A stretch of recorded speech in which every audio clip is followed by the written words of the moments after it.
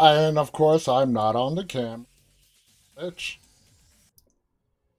There we go. Welcome everybody to Dead Talk Live.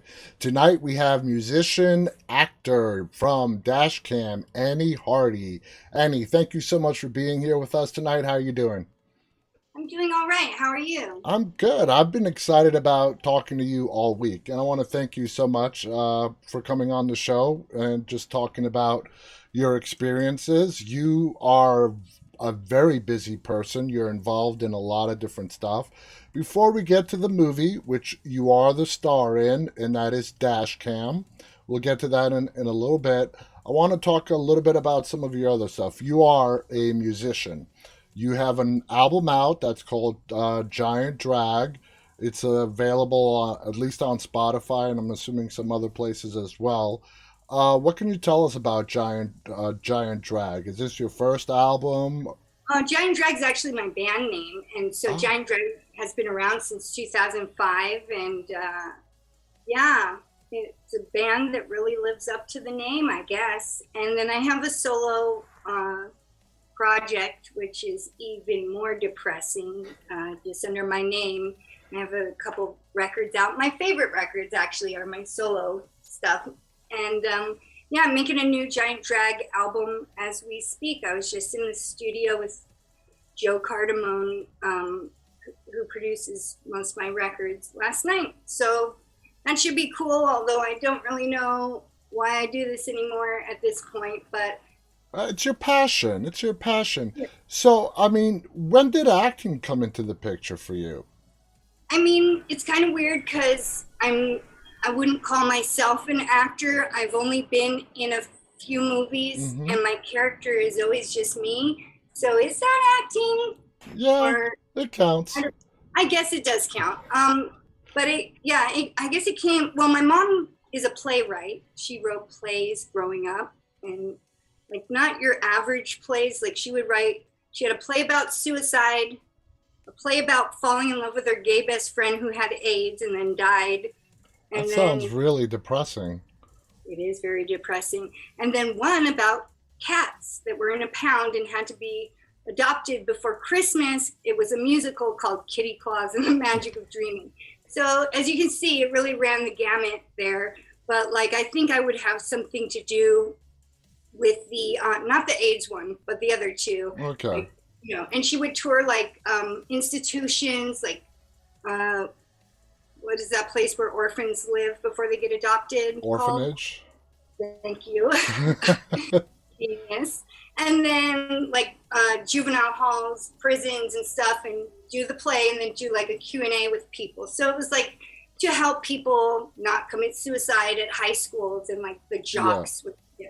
But anyway, so I guess that's where I was first exposed to thespians. And then yeah, I got random things like Spike Jones' film I was in playing a robot version of myself right after he did Where the Wild Things Are. And then a great movie called The Icarus Line Must Die, where I'm literally playing myself. That is awesome. I mean, I could you could tell from what your mom's done. You definitely have the creative blood in you, and you could tell where the music comes from, the acting. You also have this thing called band car. It's a part of the movie as well, but you call it the internet's number one live improvised music show broadcast from a moving vehicle. That's a mouthful. It is. What And exactly is band car?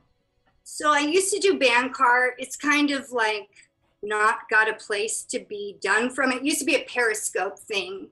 Um, and it's me driving a car, making a beat on a second cell phone or iPad, and the live viewers writing in a series of one word in uppercase letters for me to incorporate into the song that I'm making, and I'll like freestyle rap.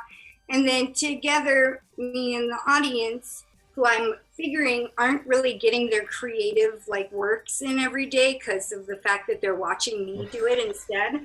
So in so doing, they get to actually be creative and, if only for a moment, feel a slight hint of that spark of life instead of being completely. Absolutely. We're going to talk about how band car ties into Dashcam in a minute.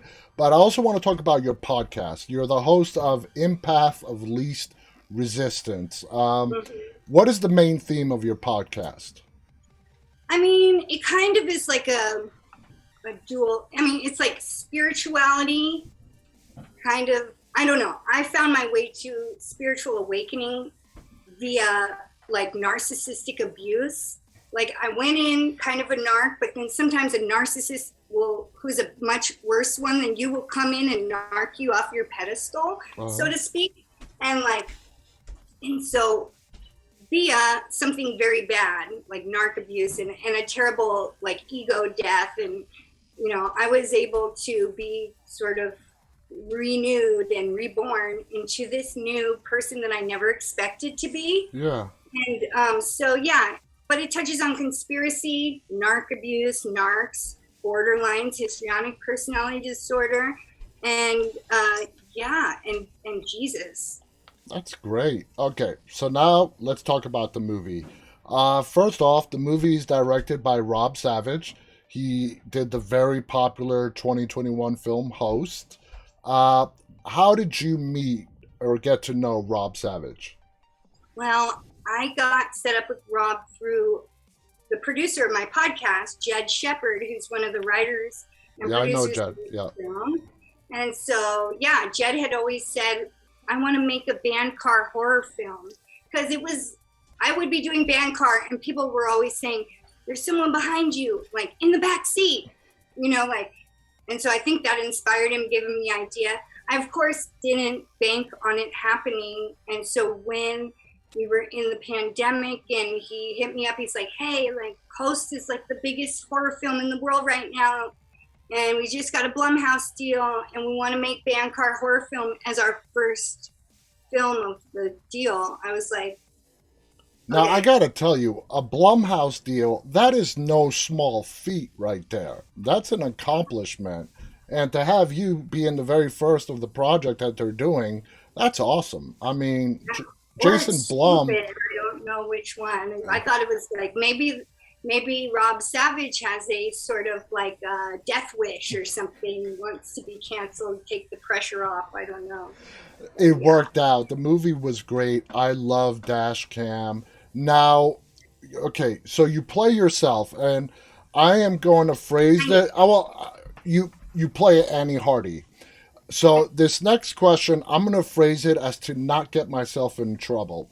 I'm going to ask you, how would you describe Annie, and how different is Dashcam Annie from the real Annie? Right. It's a good question. You And see, one that's I that's think, playing it safe right there. yeah, thanks. Okay, so I think Rob like overestimated the intelligence of the average human being in this world. And so like it's about, I would say, 94% my real self, with, you know, the remainder being this kind of asshole, like, you know, like narc, like narc type person. Obnoxious. Obnoxious, to be sure. And I myself can be a little obnoxious, but I don't think that I would do a lot of those things. I don't know. There was a lot. I was really nervous about doing this, especially with the element that Rob wanted it to be, me an asshole, to make it more entertaining. But that's the exact element that made people hate it. So I don't know.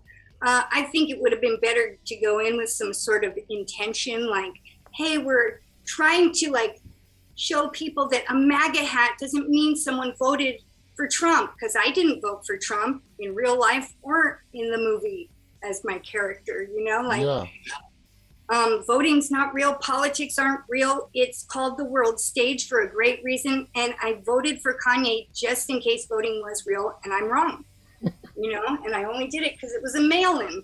But, you know, I voted for Obama in his first term. Like, I didn't vote for Trump Okay. because whatever, but like, and in the film, it doesn't say that I did either. It's like, she voted for Kanye. It says in the comments, if you have like Hmm. the ability to read those and watch a movie at the same time, which surprisingly I don't. I can make the beat, drive the car, do the freestyle, and read the scroll in real life, but in the movie I can't do it. Well, it sounds like Jed, Rob, and Gemma also did the writing on this film as well. They picked you for a very particular reason because the character that they wanted, it was you, you know? And from what you're telling me, that is why they selected you. And that 6% that you said was not you, they felt very confident that you can pull off, and you did it. And I'll give you a specific scene and example. When you're in that restaurant pickup with Stretch, and you Mm-hmm. have your full blown obnoxious "I'm not putting on a COVID mask" layout, is that part of the 6% that's not you? Correct. That was Okay. one of the worst days of filming. Anytime I had to do something where it was like not like that, because my conscious mind knew I was acting, but like my whatever you want to call it, my Morals, inner yeah. child did not know, and so it was traumatic to be screamed at.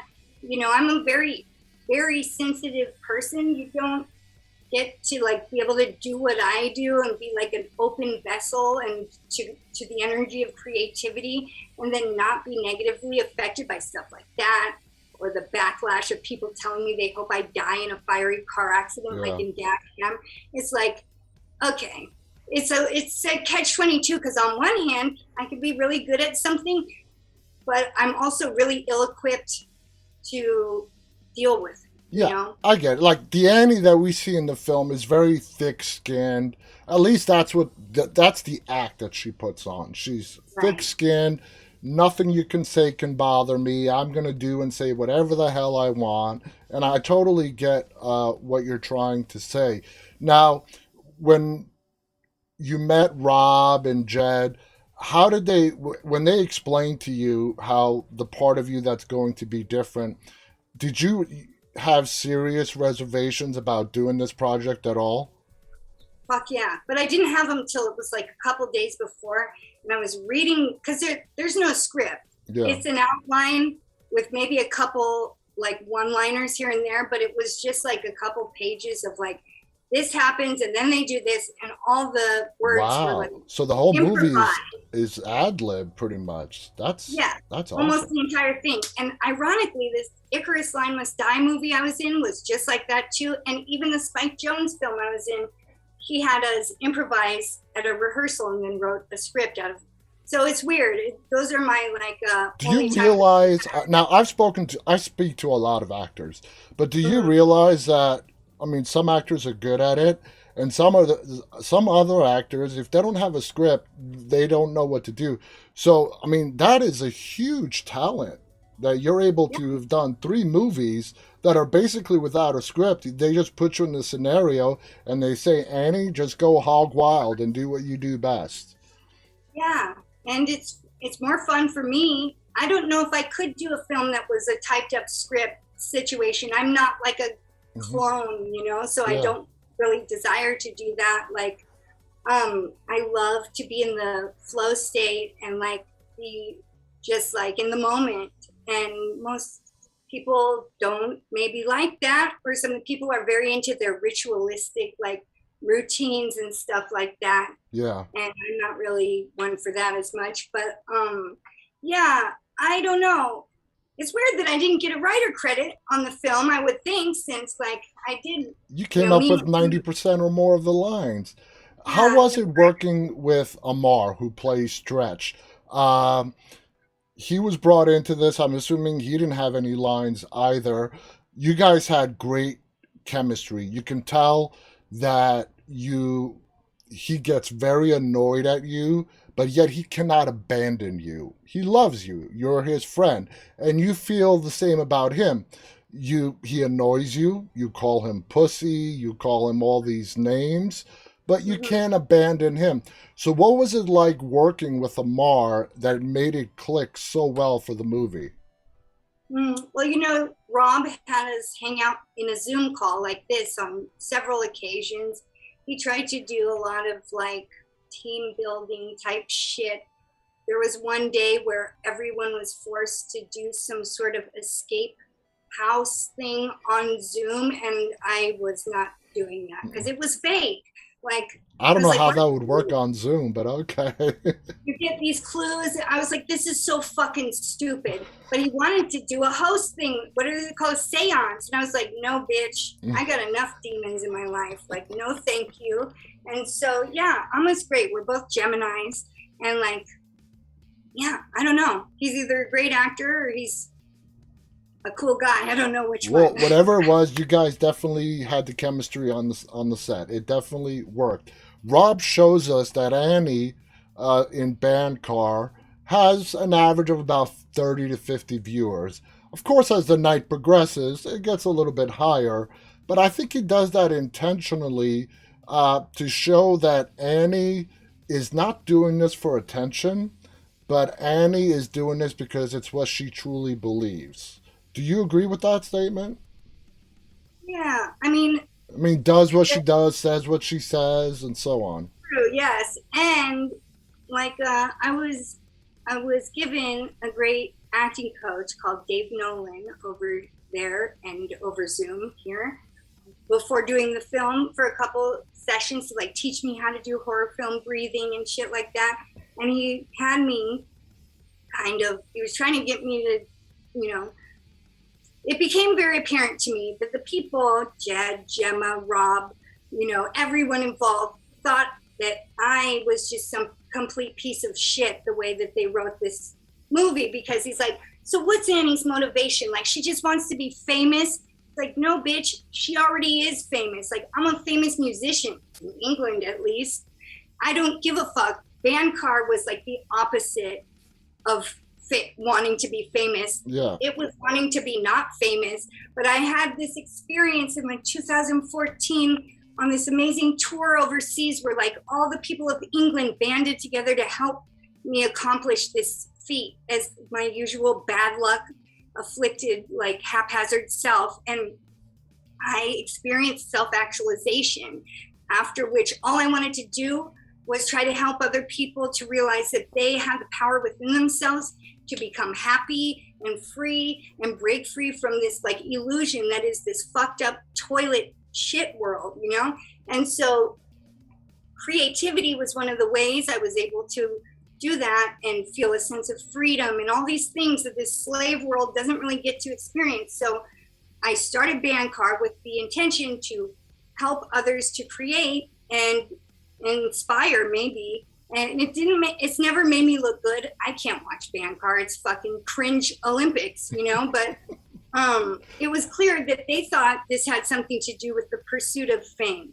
But I already had achieved that. And if anything, Bandcar was my pursuit of anti-fame and just trying to help people because Yeah. that's what matters in this life, not these fucking fake movies, these fucking fake people in the entertainment industry, these pieces of shit that you find everywhere in the world.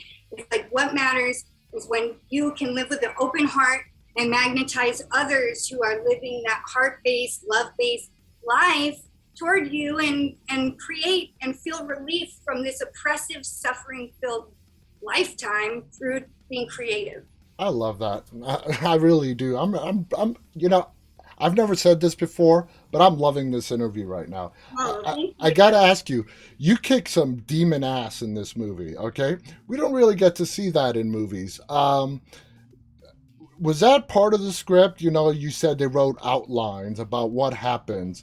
Or did you sort of work that in there where you seriously, in the first half of the film, whether you love Annie, whether you hate her, by the end of the film, everybody's rooting for you to kick some ass, and you do, and Die.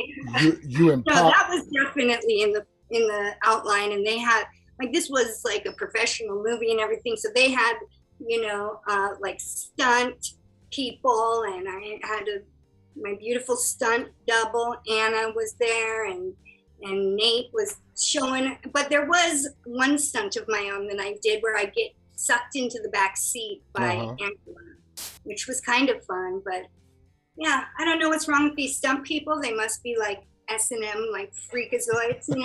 But because that shit hurts and it's like not, I don't like getting hurt. Call me crazy. But yeah, a lot of the movie actually, especially the end, is Anna, my stunt double.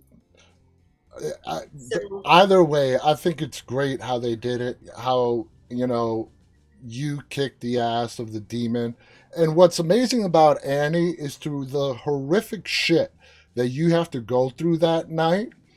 Yeah, when you're in it, you're scared, you're running, but you always get your composure back really quickly. What do you attribute that to? Hmm. Like, when you kick the demon's ass, you're busting rhymes 2 minutes later. Oh yeah, because that's where you get the relief from the trauma. When I was severely traumatized after a horrific bout of narcissistic abuse, the thing I did was I started freestyling because I had two roommates here at the time.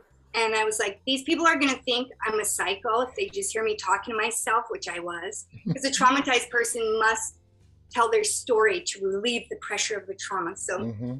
I was like, what if I just make it sing song and make it a rap and start rhyming? And in so doing, I became a pretty good freestyler. All Yeah. those raps in the film are freestyles, like, Talk, because I hold a lot of trauma, so I practiced a lot. let's talk about that freestyle. One of my most favorite scenes in the movie is the end credits, Oh yeah, where, I mean, that is genius. You go through the entire list of credits, busting a rhyme, matching everybody, not caring who you kick down, knock over.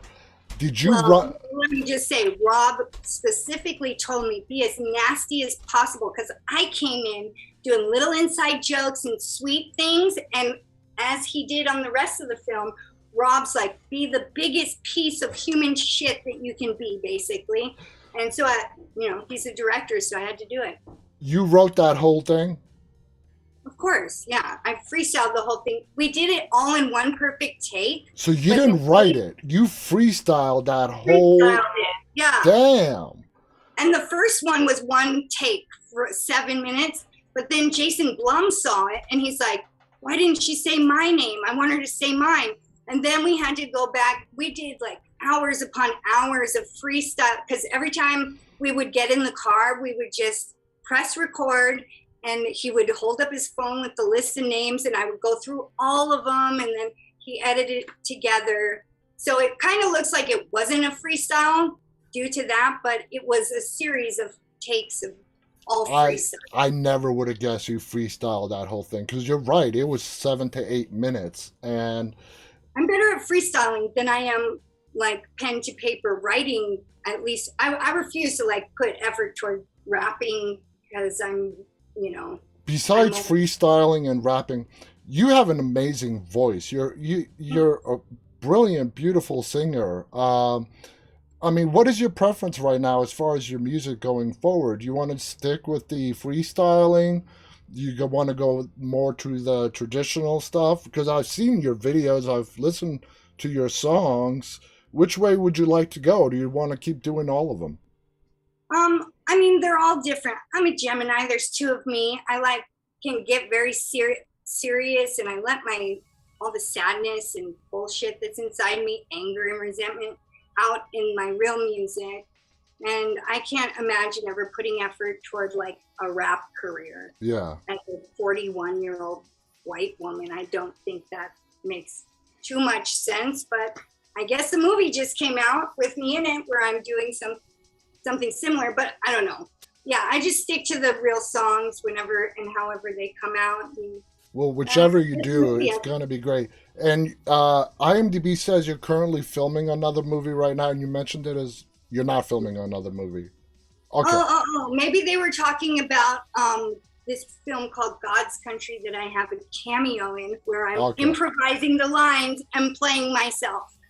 Would you ever do a movie that has a script with your lines Sure, written if it out? was cool, if it was a cool one, but I don't foresee that. I feel like Dashcam, despite being a fictional horror film, has gotten me real life canceled from this left leaning, psychotic entertainment industry that we're in. But it's to be determined. I don't really give a shit either way. I don't like putting people into boxes. I think you're great the way you are. You're unique, you're special. I want to thank you so much. I love this interview. The movie, guys, is called Dashcam. It's available right now on video on demand. It came out just last month, June 3rd. So it's really brand new and it's gaining traction as time goes by. A lot of people never heard of it when it came out. Now we're a month and a half in and it's starting to gain a lot of traction. Check it out. Our guest Annie here is the main star. She is the lead. She is 95% of the movie.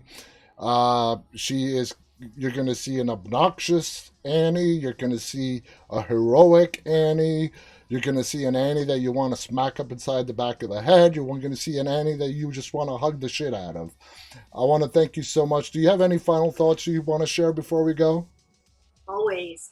I would just like to remind those who maybe are thinking of watching the movie, who might be on the narcissism end of the scale of things, that only narcs get offended. And I would hate to see one more person not be able to have a good time because this movie's not real. I don't know if we've all lost the ability to. There are people out there that cannot. It's sad, but yeah, I know what you mean. Yeah, it is sad. So it's not real. If you get mad at my character, that's not me.